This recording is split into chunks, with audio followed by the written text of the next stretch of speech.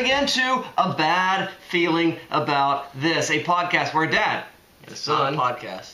It's a vlog. You're right. It's not a vlogcast. It's a vlogcast because GoodTrash Media Network, we do podcasts. This is our first soiree, our first adventure.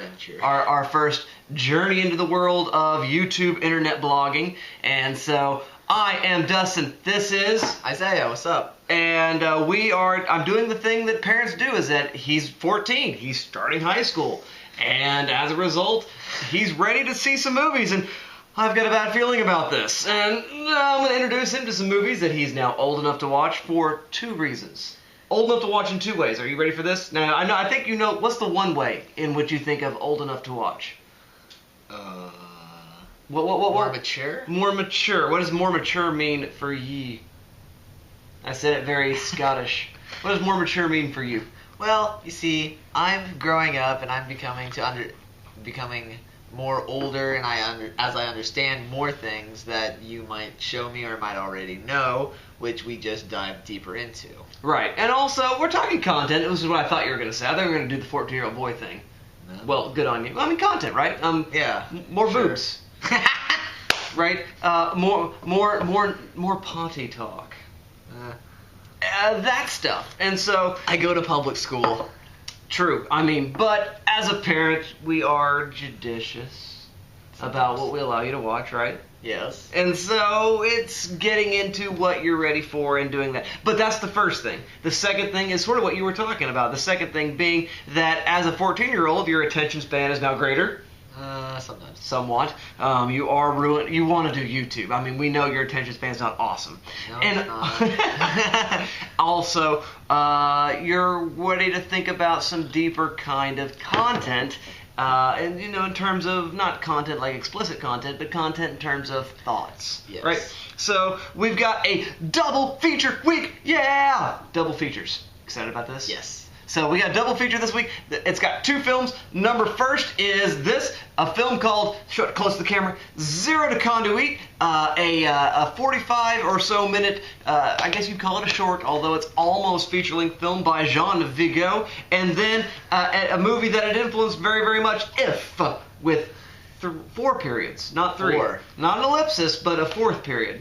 The grammar is strange there. Directed by Lindsay Anderson, starring the amazing Malcolm McDowell, you may know from Clockwork Orange, and I happen to have both of these as Criterion, Blu-ray and DVD, respectively. I'm not sure what order I said them, but both Blu-ray. Vigo's on Blu-ray? Vigo's on DVD. This is DVD, bro. Right? I don't know. We're weird. We have to find this out, apparently, on camera. Totally DVD. This is a Blu-ray. Yeah. Look at the size of the thing, man. I did. But nonetheless. So, a film from 1969, and the other film, let's get the exact date correct. 1930. Here, Zero de Conduite is 1933. So, 1969, 1933, two films, doing two of the things, right? Yes. Very, very sort of thoughtful content. But also, Zero de Conduite was banned. Let's start with Zero de Conduite. Let's give the info. Here's the information on Zero de Conduite, according to the great academic source known as Wikipedia. Great. All right, so Zero de Conduite, the big summary, the most broad summary is this, is a 1933 French featurette. Featurette. Like a, I don't know, like a mousquetaire. A mousquetairette's like just a swearing Mickey Mouse mousquetaire, isn't it? Maybe. Okay, I won't force you on that joke. Directed by Jean Vigo, it was first shown on the 7th of April, 1933, and subsequently banned in France until November of 1945, directly following World War II. So, let's just start with the big E on the eye chart, bro. Zero de Conduite. Banned. Why do you think it's banned in France? Did you find this movie to be that objectionable? No, but I think the idea of revolution was very unpopular back then. Mm-hmm. By the state. Sit down, behave yourself, that kind of stuff. The movie opens up with the scene of the schoolboys going to school on a train, and they just sort of goof off. Is this what the goofing off with your friends looks like? No. No? Now, well, what does it look like on the train? Tell me a little bit about what you remember of that. Whatever they have, whatever they found, they just use whatever they have to entertain themselves and have fun with their friend. Right. Does that not sound like what you guys do? Sometimes. And so, and it's a little silly. I mean, they've got cigars, and they smoke cigars, and they've got like a whistle or something, it seems like. It's like a trumpet. Trumpet, yeah. And they play it through their nose. Right, yeah, the nose. And then they have balloons. What happens with the balloons again? Oh, boob jokes. Boob jokes. More boob jokes. Boob jokes. It seems like little boys from 1933 are very much like little boys from 2018. Yes? It's okay. Dad already knows. Okay. I already know. So that's fine. They do that. They get to school, and what is the thought about the school system there? They're jerks. Why is the school jerks? The overseers. Overseers, not administration. The interesting use of the word overseer. Overseer indicates a slave system. Yes, they see it in that way as a slave system because they don't like it and they think there's no fun to it. What was the exact line? I don't know. The revolution will begin, right? I mean, it's something like that. No, like talking about a certain administrative officer on the platform. I don't remember I'm not quite sure what you're pulling out. But I do remember it's also like it's ridiculous. Like sure they're got their thumb on everybody and they're like eating people's chocolates out of their desks, right, when nobody's looking. What a jerk. They're very unfair to our three sort of heroes. Yes. We might call them crusaders if we were looking at but they're 4 in the end. Maybe 4 in the end, yeah. Because that's how it ended up. There's also a very pretty one, like there is in If. Yeah. Pretty boy. Yeah, but that goes a slightly different way in If, and we'll get to that later. But it's also anti-realist in a way because the schoolmaster is interestingly cast. As a very, very, very short man. Very short. Is it a man or is it a kid in a beard? I can't actually tell. I can't tell either. I mean, this is not information that Wikipedia offers us. It could have just been John Rhys Davies' ancestor acting short again. Well, that would take forced perspective. You know, John Rhys Davies is huge, right? Yes, I do. He's I've like seen 6'3". Indiana Jones. Yeah, he's solid, right? Yes. Yeah. Asp, very deadly. You go first. But I mean, he does look very short in moments in Lord of the Rings. Yes, he does. Well, forced perspective and that kind of stuff. I also only look shorter than my son because of forced perspective. It's not because he's actually taller than me. Or maybe not. Anyway, so yeah, that movie ends in, a rock fight, throwing garbage at them at this sort of big day from the roof from the party of the school. That's their sort of... It looks like soda cans, beer cans, whatever they can find. Wads of paper. But it's their sort of long-lost act of rebellion, right? And they run away on rooftops. Yeah. Which is also another similarity. It's all done on a rooftop. In If, yeah, at the end, yeah. What about the pillow fight scene? I mean, you could reference it to, how if you've seen other movies like Les Miserables, you're talking with Revolutions. With Revolutions, yeah. Where you would think whoever the revolutionees are going off to have a drink, having fun before the big revolution comes. Mm-hmm. Okay, so it's like their celebratory party. But these children, they would do it on a more subtle level. So this is where they're singing their Red Black song. Yeah. From Les Mis. Okay, I got you. Yeah. What do you think about the way Vigo shoots it? Because it's all in slow motion and the feathers. That's a scene I think it's gorgeous. Absolutely. For its time, gorgeous. You didn't think it was gorgeous? No. I thought it looked good, but if you shot it nowadays with the way you could use color, you could use blur. Mm-hmm. So you would almost speed it up rather than slow it down. No, like some things are moving. You could show that other things are moving a lot faster than others, that they're still blurred. Oh, I see. While other things are way more clear, or it could also be used to focus. Okay. Well, fair enough. And you could have introduced more brighter colors if they had Technicolor like we do now. Sure, makes sense. Of course, I mean, as far as the objectionable content thing, we do see some male frontal nudity. some young male, almost child pornographic, male-friendly nudity, because we're talking about a child right now. As a child. Who's wearing a very, early 20th century, I guess you call it night dress. Is that what it's like a shift for boys. And, right? And as they're running around in the little bunk area, the dorm area, shared common sleeping zone, the thing flies up and you see some penis, right? Yeah. There's some penis in the movie.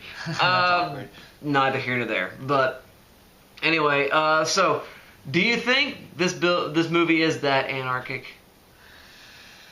For its time, No. Do you think? I do not. Okay. I think it's just some kids. You could think of it as a prank or just something. Taking on the school kind of thing. Just messing around, showing we can do what we want. But not on a very, very significant level whatsoever. Okay, fair enough. If. Well, before we get to if, though, I need you to render a verdict. This is what we do on GoodTrash. We render a verdict. Shelf of trash. Well, I think since this is from the GoodTrash Media Network, we can keep a little good trash in here. Yes. So let's do a shelf for trash.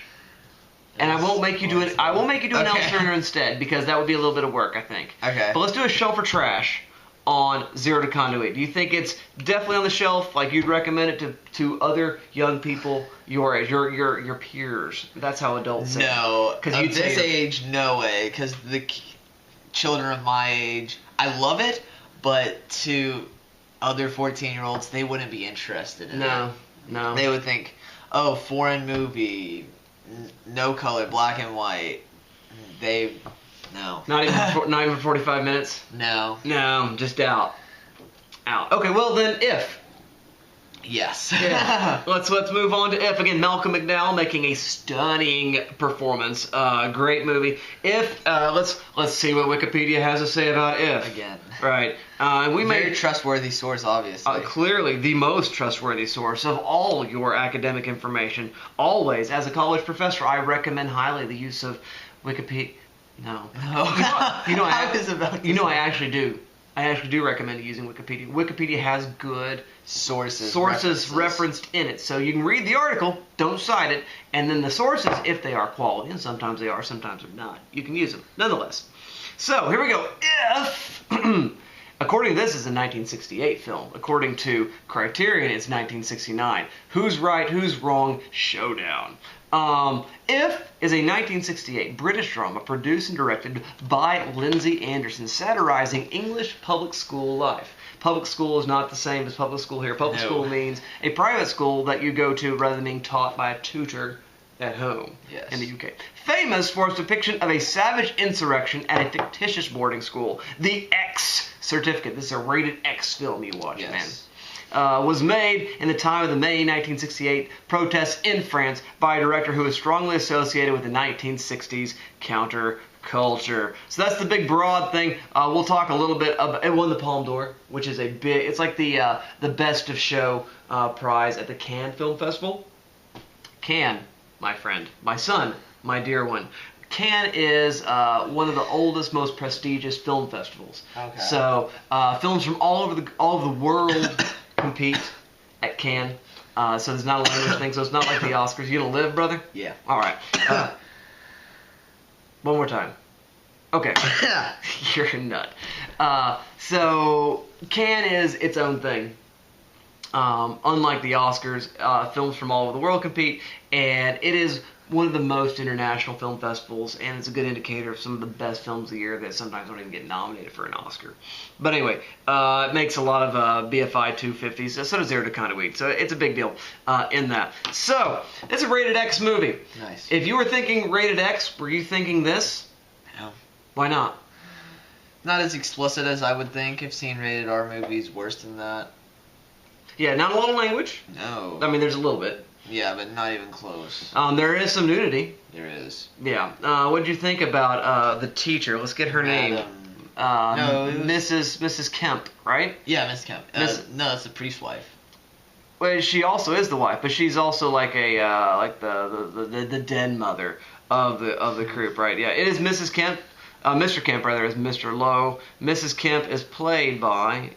She is not worthy of being named apparently in Wikipedia. Wow, Mary McLeod, almost like fourth from the last.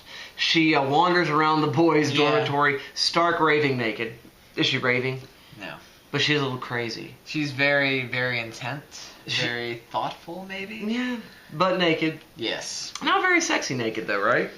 But there's also... It's just creepy naked. There is sexy naked, though, right? From Christine Noonan, right? Who plays the girl. Never named. Never named. What is that? That smells like a problem to me. You have a girl character. You have only one girl character. You have Mrs. Kemp, who's not really a person because she's part of administration, right? Yeah. And you've got A. Peer, who is a female, and she plays the girl. Nothing important as shown. So this is a boy's own tale, to use a British sort of phraseology. So, So rated X, maybe not because of that, maybe because of something else. What do you think it got rated X for? The extent of revolutionary idea. It was also a school shooting in the end. Yeah, they opened. We're gonna have to talk about that. Yeah. I mean, especially in today's world, they opened fire on the entire faculty and student body at the end of the movie. They pull a fire alarm, which is very similar to some actual real life events, late '90s, early 2000s that took place, and pick people off as they come out. But we're getting a little far into it regarding that. Let's go through quickly the plot according to Wikipedia, and then maybe we can deal with it in pieces that way. Oh, no, we won't, because you know what? Wikipedia doesn't have a plot. Wikipedia? Get on it. That's all I'm going to say. But, okay, well, movie opens. That's right there. Oh, plot. Thank you. You know what you need to run your cell phone? A child. A 14-year-old. Alright, the film opens at a traditional British public school in the late 1960s as the pupils return for a new term. Mick Travis, that's Malcolm McDowell, Wallace, and Johnny are the three nonconformist boys in the lower sixth form. The penultimate year. Do you like the word penultimate? Penultimate means right before the ultimate, the last. There we go. Prior to... Yes. It's penultimate. Good word. Use that this semester. Try. They are watched and persecuted by the Whips, which are... Who did you say? Prefects, as in Harry Potter. As in Harry Potter, as in Percy. Jerks. Right. Upper sixth formers given authority as prefects over the boys. The junior boys are made to act as personal servants for the Whips, who discuss them as sex objects. Alright, so that's the sitch to go in. Cool stuff going in, right? Mick Travis comes in with a full headscarf bound around, walking in. Now, why has he got that? His hair's... He's shaved. Not shaved. So what's he got? Not shaved. He's got a beard. He's got a mustache. He's got a mustache. He doesn't have a beard, though, does he? It's just a pretty long, flowing mustache, right? I don't actually remember. I twirl my mustaches like a villain in the 1920s. Yeah. But then he later becomes your nice shaved boy. Yeah, this is actually a reference to a movie, The Lodger, Alfred Hitchcock early thriller movie, one of his great silent pictures, The Lodger. And this being a British film, Hitchcock being a big deal in British cinema anyway. So it's a thing. So yeah, they do that. This movie's kind of got a lot of homosexual overtones, undertones, right? I wouldn't say undertones. I don't think it's subtext. I think it's just text. We have the very, very pretty boy, right? And his name was, let's see here, Down Down Baby. Oh, Sienna Ray. No. What? Phillips. Bobby Phillips, played by Rupert Webster. Phillips is very pretty, like the very pretty boy in Zero de Conduite. And some of the Whips have a bit of a sexual obsession with him. Of course, he ends up with one of the three Crusaders, the three sort of counterculture heroes. That's just going on, you know. Yeah. It's just all boys boarding schools. Minor plot. You know, there's a joke that's made sometimes. Nick Broomfield, who's a British filmmaker, documentarian, said that we invented homosexuality in the 20th century with the British boarding school, which is funny. Yes. Yeah, invented, like brought it back, I guess. But anyway, that's going on in the movie. But it's very, very like resist, you know. Very much. Power to the people. A couple of the images, did you notice the posters? Wait. the very, very, No, I'm not talking about the girly pinups. Okay, I was like, wait a second. Oh, you noticed the girly pinups? Yeah, I was like, okay. We're talking about that. No. We're... I was like, oh, when he's got all, his revolutionary... Yeah, and particularly icon Che Guevara, right, who led the revolution in Cuba. He's an Argentine dentist, a doctor, some sort of doctor. Be a dentist. Then we've got the image of Clint Eastwood from The Man with No Mane. No Mane? The Man with No Mane is just a bald man. The Man with No Name, on the other hand, is Clint Eastwood in the Dollar Trilogy by Sergio Leone. And then we've got Geronimo. Who's Geronimo? The name. Geronimo was a Native American. He was a Sioux Indian resistor, executed in Oklahoma. Excuse me. He escaped and was shot escaping from Fort Sill. Sorry.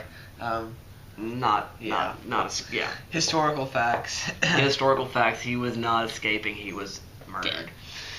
Bad. But these are revolutionary figures, right? Yes. And the movie ends then with a school shooting. There's a lot of scenes. There's the motorbike scene where they meet the girl. Motorbike. I'm saying it British. Motorcycle in America, right?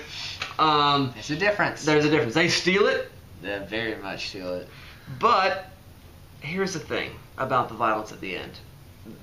Do you think they could make that movie now? No. No. Not with all the school shootings going on currently, the problems with that. Do you? The homosexuality would probably still be frowned upon in modern society. Do you think so in American movies in the 21st century? With many Christians would very much boycott the movie. Do you think Christians boycotting movies makes any difference? I mean, that's most of the population here in America. In Oklahoma. True. I don't know. But still. And lots of people frown upon it. The debates over gay marriage being legal. Right. I mean, I think Moonlight won the Best Picture. Yeah. You know, and it's about which is a movie we'll probably watch down the pike. It's a gay coming of age story. Yeah. And also African American gay coming of age story, which is a good combination. Oh wow. But I would say, you know, in the age of a post Brokeback Mountain world, I don't think the homosexuality would be a problem. But I do think the violence is a problem. But the only thing that might mitigate it is that this movie's not realist all the time. Yeah. And what do I mean by not realist all the time? The headmaster coming out of a they keep the headmaster drawer. after he is shot at by blanks or sort of faulty ammunition, right? Where do they have him in the headmaster's office? In the drawer. Yeah, the headmaster pulls out a drawer and up comes the vicar. Hi. And shakes hands with the boys. That's a little weird, yeah? Much. So, and then the fact that the girl sort of appears out of nowhere. It's not real life, you know. Yeah. It's anti-realist. So it's more like a fantasy. Of shooting up the school, but that's still probably bad, yeah. Yeah. So I mean, I graduated high school in 1999. Yeah. That's the year Columbine happened. Yeah. You are in school in 2018 and going into high school. Junior high, did you guys talk about the shootings? Not much. Active shoot. You did talk about it some though? Yes. What were you told? How does that all work? Well, they really they hinted at it security was a little bit amped up, just a little bit though, and they told us these are precautions for school shootings and so on and so forth, but they really didn't talk about it much. Okay, just it might happen, if so, hide here. No, there was none of that either. Oh, really? There's only we have lockdown drills, if there's a suspicious person in the area, get away from where they can see you. Do you have drills? I know there have been suspicious people around, so... Yes. So you've done a real lockdown before. Yeah. For nothing. Nothing. What turned out to be nothing. But you also practice locking down. Okay. Is it something you and your friends talk about or worry about? No. Yeah. I mean, it might happen, but what are you going to do? Yeah. It's if it happens, it happens. Okay. Well, I mean, interesting. I mean, I think there's two things going on here. I think there's this idea of rebelling against authority and having your own mind, which I am all for, right? Is this the worst podcast ever? Because you're just so sleepy. I'm tired. Comedy for the views. But yeah, so there's one side of it where I'm like, yeah, absolutely resist, rebel. You know, as a dad, I'm like, yeah, you need to think for yourself, but also you gotta have some. Not support that whatsoever. That's a lie. I do support thinking for yourself. You know, but I also support the idea of you got to know when to make the argument, right? Yeah.